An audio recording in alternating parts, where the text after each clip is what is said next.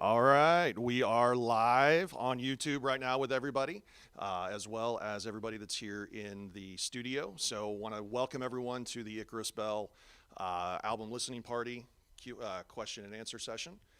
We are streaming this live, so that way some of our executive producers that could not join are going to be able to see this. And a couple of those that we would like to welcome, Jen Perry, Kim Froelich, and the Saltzman family, who were not able to be here. So we just wanted to welcome y'all as well as everybody who flew all the way from Germany or traveled from other areas. I'm J-Man. Most of you may have met me on live streams before or seen the emails and messages that I posted. Been an absolute honor to work with Alan and Matt on this project, just helping with the social media as well as the website. So wanted to just thank them for allowing me to be a part of this and then welcome them in here so that way you guys can have a chance to talk to them. All right, here comes Matt Anowski.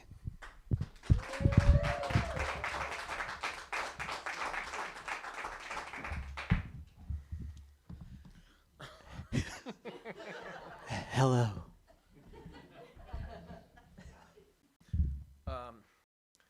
I made some notes, but there's way too many. So, Well, they're asking the questions. yeah. But real quick, just before we dive into the questions, I know we made a video when we first started that you guys probably saw. We talked about just the whole point of this was like just making music kind of for ourselves and not like living within any confines or red tape or anything. And I feel like we accomplished that. So I just want to say thank you because I know it took a really long time. 4 years is kind of a long time. It did start during COVID, which was a bit of a mess. But I just want to say thank you to everybody that participated and thank you to Alan. You're welcome. We've played music together for very, very long. I don't know if some of you guys know we had a band called A Plus Machines 25 years ago, 24 years ago, 23 years ago. And as it, like, for me, I just really was excited when he and I had an initial conversation about making a very bass and drum centric album. And then having friends do stuff, but it being all like the core of it being the bass and the drums and like Royal Blood, Queens of the Stone Age, bands like that. But I love his approach to drums and his Jimmy Chamberlin's a big influence on him. I love the way he uses toms and the way he plays. So I'm just very grateful. Thank you, Alan. I'm very grateful to do this with him. I'm just glad that we made it to the finish line. We did.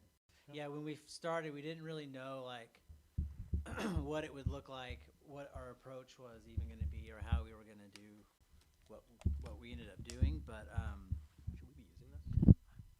is this working? Hello, check.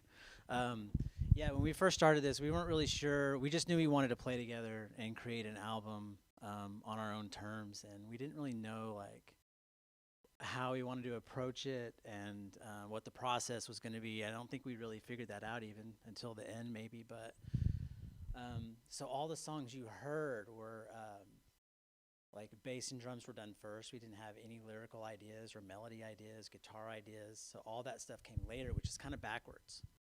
So they're all really long because we just got in the room and started jamming. And we're like, this sounds good. Let's keep going. Let's add a chorus here, which we didn't know what that was going to even sound like. We just knew we needed to structure it a certain way or had an idea that we needed to. And so that's how it was all done. It was all done bass and drums first. We tracked it in this room and then the other room you saw over there. And then we had, like he said, a ton of musicians come in. He's that guy. We had a ton of friends come in and fill in the blanks. And it was an amazing process. So I think that's all I have to say about that. It should move quicker moving forward. Yeah, we think we've got it. I think we've got it down now. We may change some way we do things, but yeah. So thank you for your patience. And I know we say this in every video, but we really couldn't have done this without you guys. So Yeah. thank you. So does anybody have any questions? Obviously, the songs are all about different things, and I have notes about all of that. But I love it.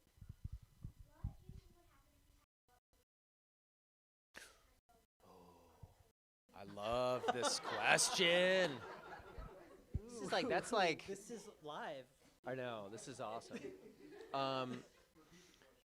So yeah, so she asked, this is a great question. What would happen if you had a Blue October gig and an Icarus Bell gig on the same day?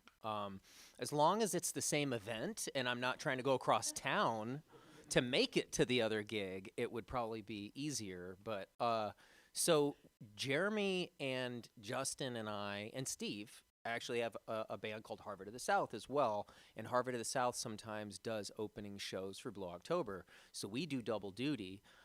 It's tiring, but honestly, I love it because I don't really do a whole lot during the day when I'm on tour. My day is pretty boring, so if I could get on stage earlier and play an extra 30 minutes, it really gets me fired up.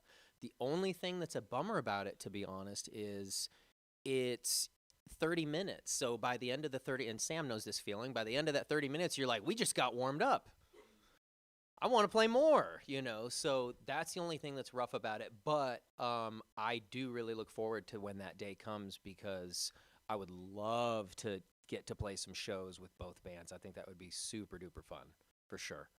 And it would be very economical because I'm already on the bus. Alan can just hop in my bunk. It's all good. Which used to be my bunk. It used to be his bunk, actually, but that's a whole other story. He took over my bunk, which is prime real estate. This is true. Front, middle. It's Yeah. prime real estate. I love that question, though. Thank you. Any other questions?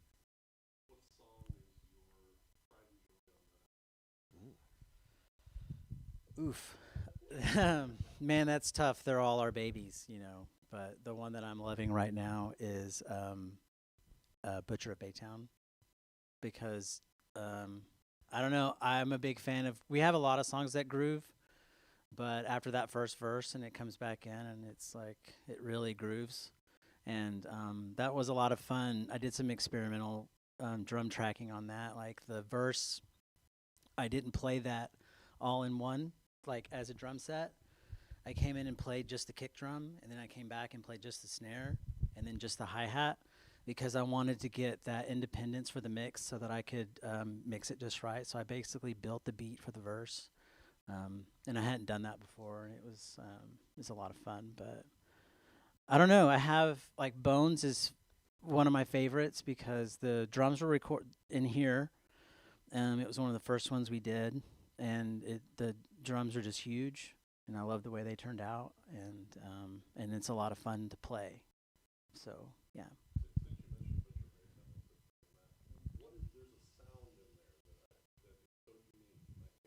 The percussive sound, or oh, Yeah, it's just a ton of fuzz. It's like crazy fuzz pedal on the bass. It's a sub-octave fuzz, which is actually really hard to record. It's really hard to record, but we actually found a way to make it work and thought it sounded pretty cool for sure. So we'll see how that goes live, though. That's gonna be whole other story. Yeah. Yeah, so my favorites, that's hard. I agree with Alan. It's hard because they're all like so personal, you know, and they're all like, because it was so spread out, they came at different times, and so I have a lot of memories associated with every song. I have a lot of memories associated with creating all the songs, which to me has a big part of why I love them so much. But I think that my two favorites that I keep going back to, like consistently, Bottle Rocket's one of them. And I'm just going to be honest. It's just because I love the bass. And I love the drums. And I just love, like, the whole, it has kind of a 1975 meets Chili Peppers meets Tears for Fears kind of thing, which I just love the way that all came together. Our friend Chris Schreck actually helped with the vocal melody on that, too, which made it a more percussive chorus, you know what I mean? It doesn't sound like any other ones. And then Eric, we actually went down and worked on that at Up Down as well. And Eric Holtz added that delay effect on the vocal, which to me makes the song. Yeah. You know, because before it was like, yeah, that's a cool chorus. And then when he did that, I was like, that's my favorite chorus. I love that. So I really... I'm sorry, I was going to say, at the end of that song, too, that gives you a peek into our jam sessions that we just play when we're in here together and just playing, because it's at the end of the song it tells off and you hear just Matt and I just kind of like jamming. and that's like the root of everything. And we captured that on that song. I don't think we captured that on any other ones quite like that, but you can tell at the end, like it's like I hear that and I'm like I can look into the window and see just us in here jamming, and yeah. It's that live thing that we Yeah. talked about in here, you know. So I did make a couple notes about the song. So just while we're on it, that song is really, it's kind of about like taking a chance, you know what I mean, and just doing the work, not just talking about it, but actually doing it. I mentioned Chris, and then Will Knack actually played the guitar outro on that, which I love. I think it's a beautiful part. Scott, who's here, Scott had a big hand in that as well. He added that whole, changed the whole feel of that bridge, like where it changes to that very funky guitar part, which like I just love the way that sounds. So thank you, Scott. And then I also feel like that was kind of the first song where we figured out how much fun harmonies could be. Because if you, I don't know if you guys noticed or not, but there's a ton of harmonies on this album. Like there's lots of stacks and stacks and stacks of harmonies. And that's not something that I really knew that I could do, or I could do well, or do with other people like Kelsey.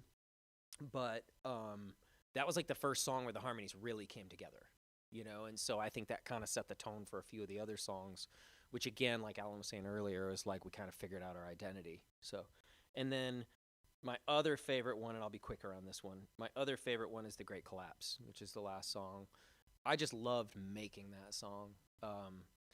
I love, like, 3 Days by Jane's Addiction is one of my favorite songs ever. And to me, it's kind of like, almost feels like our version of that song, you know? It's really long, it's really self-indulgent, and I don't care. We say that a lot around here. We say that a lot. Yes, we do. And I really love the message. I love the writing process. Again, Scott, Kelsey, they really helped out with that a lot. But to me, like, I love songs with imagery. And that song, you know, when you think about it, like your final moments in an accident or a car crash and what will go through your mind. And it's just like the perfect way to end an album to me. It's super profound. Love it. And I think it was the most fun to record because we did everything on that song. Ryan did strings, and we were like banging on all kinds of percussion. Sean Giddings played piano. He plays for Christopher Cross. Yeah, he's amazing. Yeah, very accomplished. He's incredible. So those are my two babies, I think.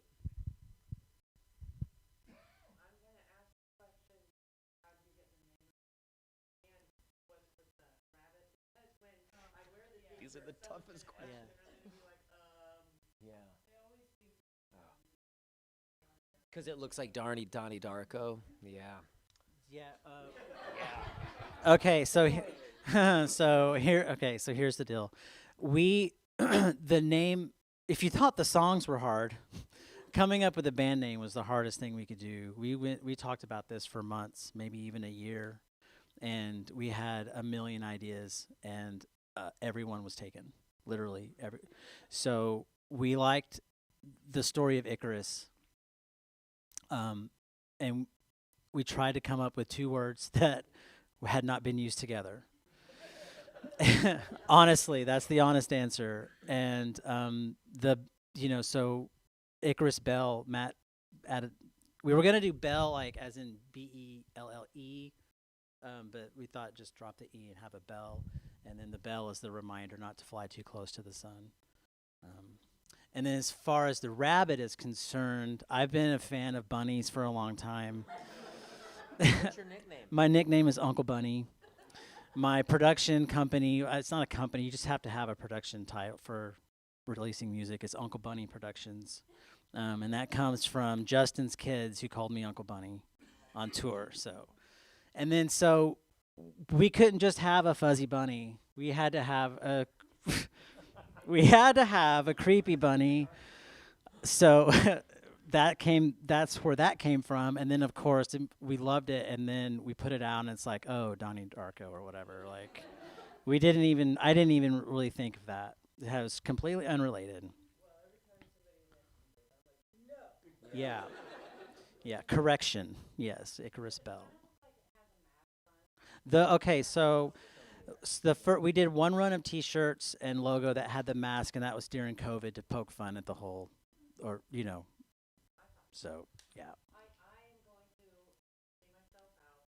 I'm so blessed to have been here. Thank you. It's been amazing. Okay. Well, thank you so much for coming, and safe travels home. Thank you guys. Thanks, Tom. See you guys.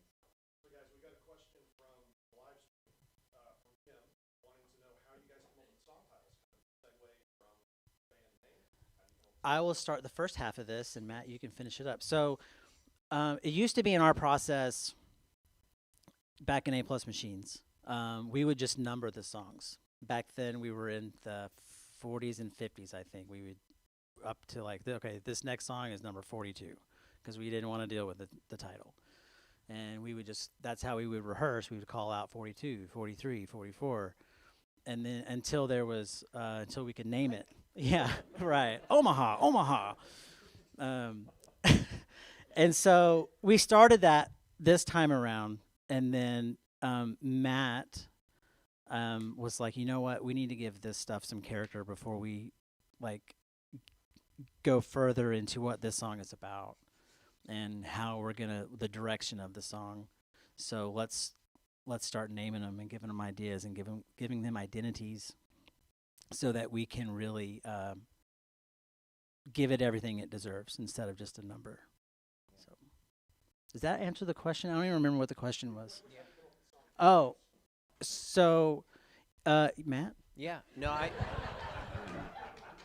everything you said is completely accurate. I think that, yeah, just one thing I guess I would just kind of put an exclamation mark on is like the whole idea that we're a bassist and a drummer, and so songs can really easily just be, oh, that sounds like a cool riff, and well, what the hell's it about? You know, so I think giving it a title early on really helped give it an identity, and then it helped shape the parts. So like the Great Collapse became this really big, orchestrated thing and this huge outro because we knew what the song was about and we wanted it to feel that way. So some of the songs, like Butcher of Baytown, for example, was like, that just sounds cool. Yeah. And then later it was like, ooh, yeah, let's make it about a stalker, Yeah. Yeah.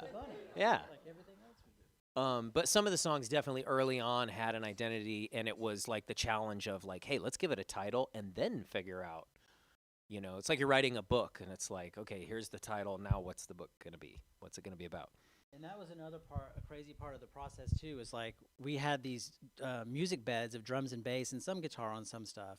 And then we turn it over to Matt and Kelsey and Scott and other songwriters. It's like, good luck. We've already predetermined the route of the song and the dynamic now, and here's the title. Good luck and make it special. So, yeah, it was very strange writing process, a little backwards, but it took 4 years, but we did it. Yeah. So, do you have another question from online? Okay.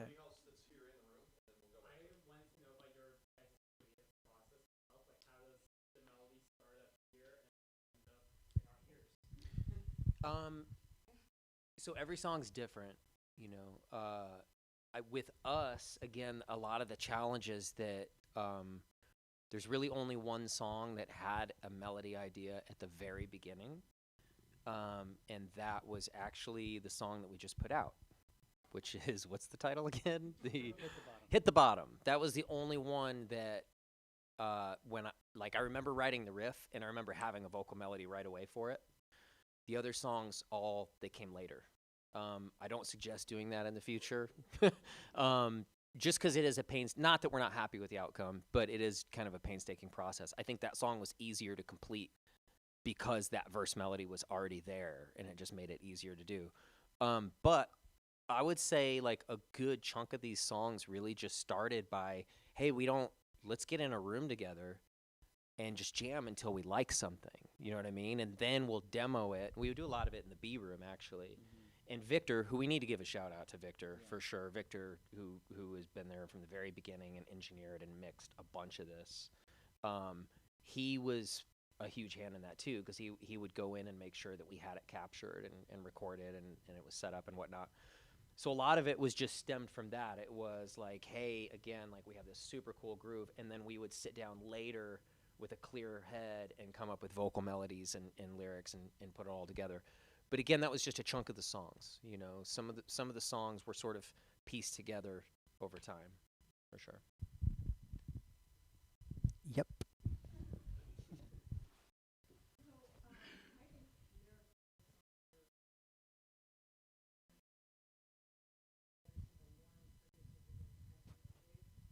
You two, or was that lyrically? Or was that?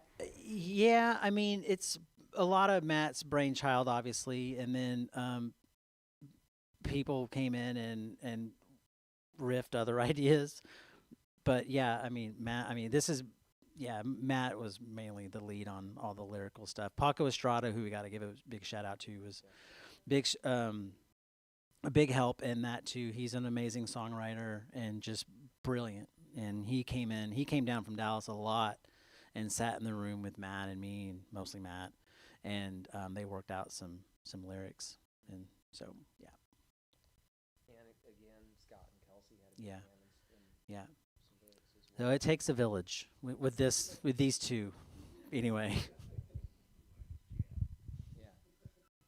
All right, so over the last 4 years, as you've been giving us little tidbits of songs, which we greatly appreciate, how did you decide the order in which you were giving us this music? Well, this kind of goes back to the writing process and how we were figuring ourselves out and how we wanted to approach things. So, admittedly, a lot of times we would be really excited about one song, and then kind of hit a roadblock, and then move to another one, and we'd bounce around like that for all 11 songs or 10 songs. There's actually more that we didn't even get to. Hopefully those will be on the next. But and so then it was like, hey, this Matt would be inspired. I have an idea for this, and we come in and do it. So it wasn't done like start to finish one song, start to finish another song. It was kind of like all over the place. And so you would get the songs as they were finished, basically. I want to add something to that too. When I listen back, Aces in particular it's very obvious that it was written during COVID. And so to me, like, I think about that sometimes. I'm like, the songs later that were released are so different or lyrically than that, you know, like, not that we're like trying to be political or anything, but that song was definitely kind of a byproduct of being really frustrated and tired of not knowing what to believe, you know? And so that was one song that I feel like may not make as much sense if we were to put it out right now, be like, hey, check out what we're doing. You know, it's like, shouldn't that have come out 4 years ago? So, you know, so in that sense, I'm kind of glad that happened when it did. But other than that, yeah, 100%. There's a lot of bouncing around for sure. All right, we've got another one from the live stream from Blank as Can Be, wanting to know if you two have ever considered Icarus bellifying a song or songs you previously wrote for Blue October, like You Make Me Smile, James, Put It In, Razorblade, Daylight, The Weatherman, or Change. That's a great idea. The idea department over here. Sure. That would be great. I've always thought that we should re-record James anyway. You know, I hate the way the bass sounds on that, and I love it live. It sounds so much better. So I think that would be so cool. I think it'd be fun for us to do a few of them, though. Honestly, Yeah, like, that would be cool. I think there's some A+ Machine songs that need to be revisited too. Like, not the main ones, or stuff way back that y'all even heard when Matt and I first got married, and we were in our honeymoon phase of playing together, and I would come down from Lubbock to San Marcos, and we would just jam, and we recorded it, and it was the weirdest, most fun music I'd ever been a part of, and that's when we knew it was forever. But there's a lot of stuff there's a total huge catalog of stuff from there we could do. But yeah, I would love to jam on some Blue October. It's one of my favorite bands. yeah. Last question that I saw so far. Anybody else have a question? Yes. which one was the hard delivery and which one was the Oh,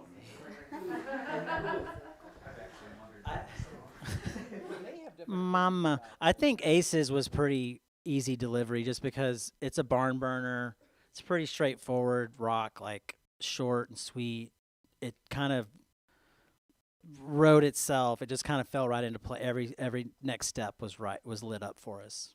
So even lyrically, I think it came pretty quickly and melodically. I think that was the easiest delivery.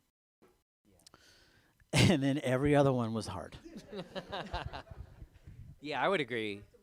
I think Aces was the easiest. It just it came together so easily for sure, and there wasn't really any second guessing going on either. It was like, oh, that's definitely the right melody or the right part. I would say the most difficult was actually Porcelain, and I think that it wasn't the writing process; it was the mixing and getting all the sounds right, because it's a very congested song. There's a lot going on in it. You know what I mean? There's a lot of sounds and there's a lot of percussion and there's a lot of guitars and there's a ton of dynamics in it as well. So I think getting that, we remixed that probably like 8 or 9 times. The last mix we spent in the B room hours, like getting it right. We just could not figure out what was off, and so we ended up just muting and listening to every track individually. And there's 40, 50 tracks, I don't even know, but just to figure out what is that annoying noise that's not working. So air conditioning sound going on. yeah, it was like some high hit. We ended up realizing it was there was a distorted effect on the drums, and it was the cymbals every time they hit. It was like shh, shh. Yes, it was my cymbals, but not my mix. But so what's funny about that song though too? Matt has a beautiful mind, and we were in the middle of recording something else. Like we were like deep into like some other project, like or other song, and like we're really into this. And then Matt comes in, I have an idea. And we stopped everything and recorded Porcelain, all like did the drums and bass all in one day. Stopped everything we were doing to record that.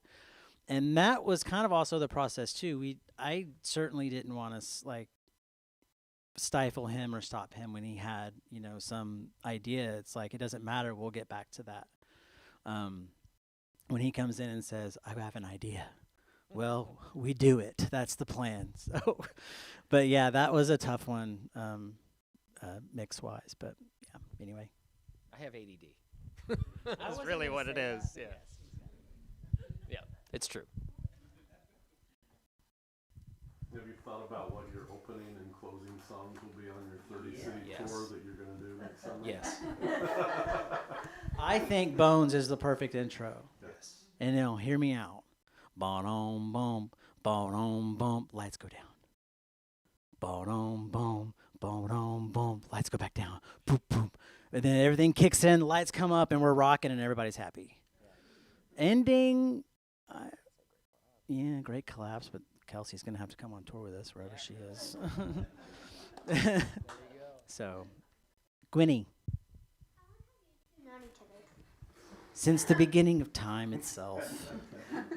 I think we met in, 1998, 98, maybe 97, 98, 1998.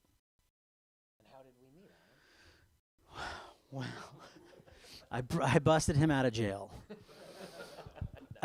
So I was in a band. I grew up in Lubbock, Texas, and I was in a band there, and I go tech, and I played drums in a band there. And Blue October, back when they were in the van touring Consent to Treatment, they would come to Lubbock, and we would play shows together. And Amarillo, Midland, Odessa, maybe even Abilene, just whatever my area was, we would support them to try to bring tickets in for their show. And we became best friends, like, straight away. Yeah, and then 01, I quit my band and moved to San Marcos, where Blue October was stationed or hubbed or wherever, based out of. And that's when we started writing together in A+ Machines, and then I hopped in the van with Blue October as their guitar tech, never having tuned a guitar in my life. And the first show was in Abilene, Texas, and they set up the Guitar World, and I didn't know how to tune the guitar. And Matt came over and said, "Here's a tuner. You turn this until this turns green. Here's a list of your notes that each string needs to be. Good luck." Yep. And then I was with them till 2017, Doing like every role. doing everything. So, yeah, good times. From the live stream. Nope, that's the wrong image. Sorry. Wow. Yeah, I screwed up.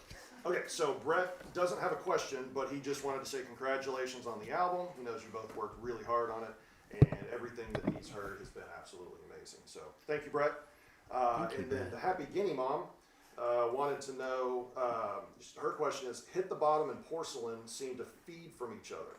So do you think that you might work on a conceptual album like Marillion's Misplaced Childhood?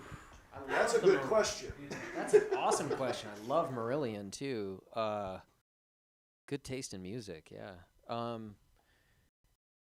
don't know. I mean, maybe like an EP, like a concept EP. I feel like concept albums can be a little, saying self-indulgence, kind of ridiculous for us, but it can be a bit much. Like Pink Floyd, The Wall is probably the only, or maybe The Who. Okay, I'm changing my mind. Yeah, we're gonna do it. Yeah.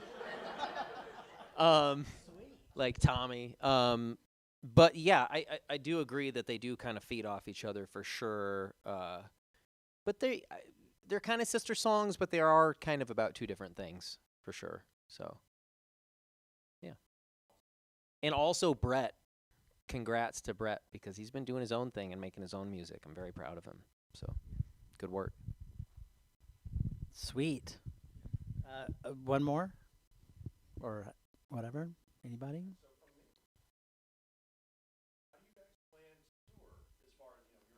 Drum and bass. So are you going to hire studio musicians or touring musicians, or what's the thought on that? Sam. so we're gonna obviously it's very common and normal these days for people to use backing tracks in a computer. There's no way we can get around a live show without doing that. There were just two dudes who had a $1 billion studio to record whatever instrumentation they wanted to do and took every advantage of that. And so we did that. And there's a bunch of backing stuff in our songs, as you can hear. So we will have backing tracks. We're going to hire a third member for tour to fill in on guitar and some vocal stuff, and hopefully run Ableton. Mr. Sam here is interested in a candidate. Scott Graham, who is amazing, is interested in a candidate, and whoever we may have everybody on stage. What do you play? Just kidding. So we have a lot of friends that are someone's gonna jump in and help. It may not be the same person every tour, but yeah, it's gonna be the two of us and another person. So, and if Kelsey comes on tour with us, she'll be participating as well. So, yeah. At least a few shows. Yeah, so speaking of that, like really quickly, we don't know what that looks like yet, except for that we'll be using backing tracks and a third person, but we think that we're going to do weekends in Texas and then branch out, maybe do 2 weeks in the West Coast, do 2 weeks. We won't be able to do, the long 6-week tours like Blue October does. There's no way for us. So I think we're going to start small and do Weekend Warrior stuff in Texas and locally, and then try to branch out from there. But we do plan to do that. We got our first invite for a festival for September. I think we accepted, maybe? Yeah, we're still. So we may be doing a festival show here in September in Austin, and hopefully stuff in the summer as well. So that's our next step, is live show, and that's where we're shifting gears to. Now that the album is done, we'll be shifting gears for a live show to play. Sweet. Mine as well. Paco has played my backyard, so you Oh, guys nice. have an amphitheater. Oh, okay.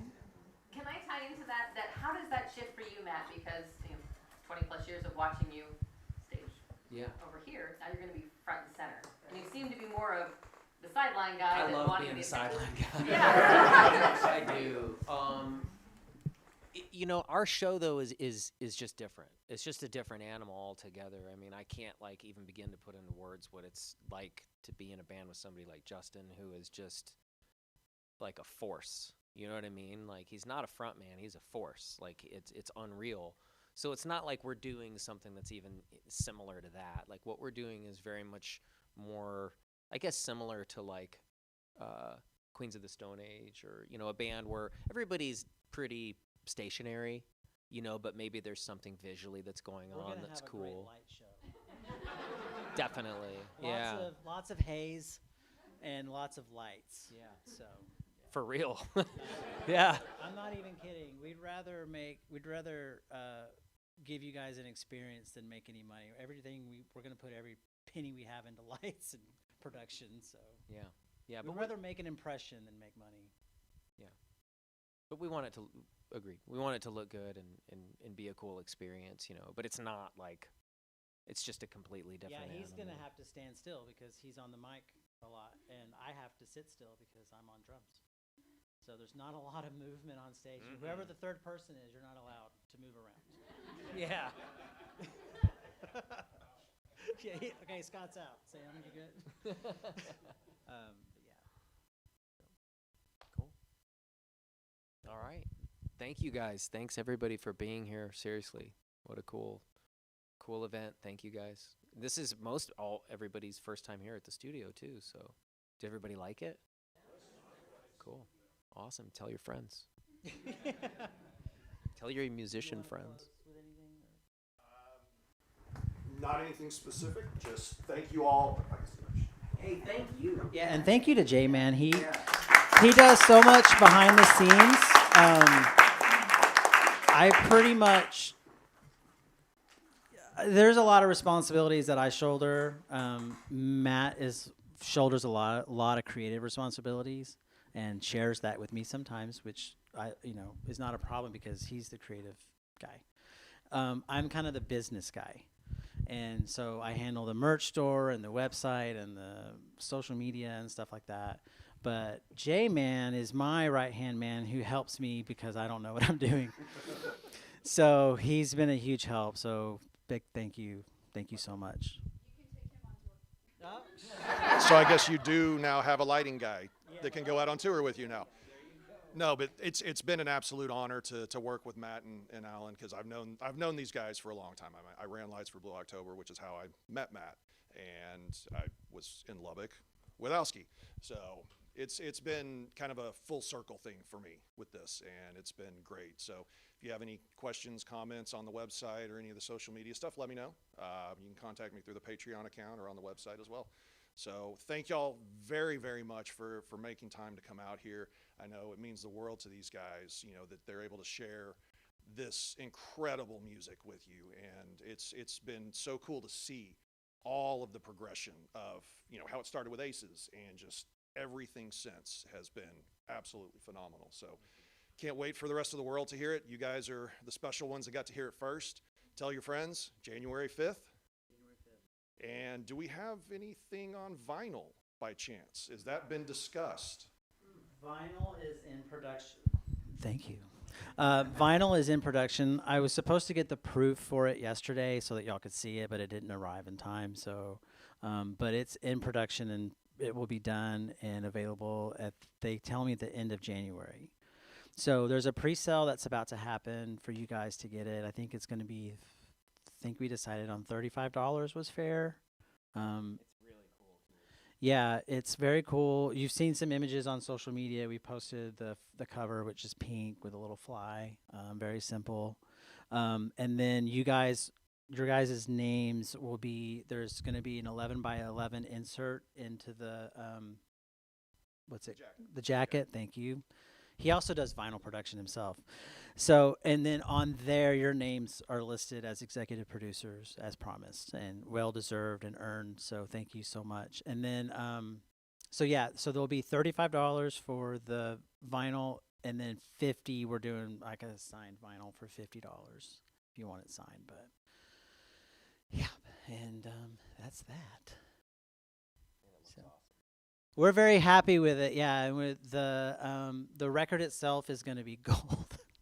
because I saw the black one and I was like, meh. And I was talking to J-Man, and I was thinking about, we were talking about, I was like, does the sound quality change if you use a color? He's like, not at all. It makes no difference. And I was like, because I was thinking about using the gold one. And then he sends me the image of the cover of the album with the gold vinyl like coming out of it, a mock-up. And I was like, sold. I immediately called the print company and said, can you pause the manufacturing? Can we switch to the gold? And I caught it in time, so it's going to be gold instead of black. Technically, they will now have a gold record. Yes.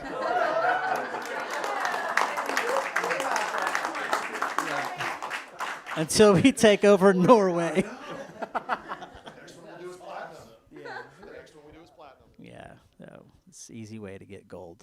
But thank you guys. I know we say this a million times. We couldn't have done this without you, and especially Heather was our biggest contributor and supporter. We love you. Thank you. But thank you guys so much. We hope you stick with us on Patreon. The content lack thereof is my fault. I apologize. We'll try to do better. We do have some exciting stuff coming up, and we'll be giving that out to the patrons on video and moving forward. We may re-gear the titles a little bit since we're no longer doing an album. We may switch the title to Tour Manager or something fun, and then we'll have other special things for you guys as well as we move forward. But thank you for being a part of our family and getting us to the end. Thank you. Yeah, thank you. Can't wait to play shows. Just hope you guys show up. That would be awesome. Thank you. Okay, I think we're done. Thank you guys.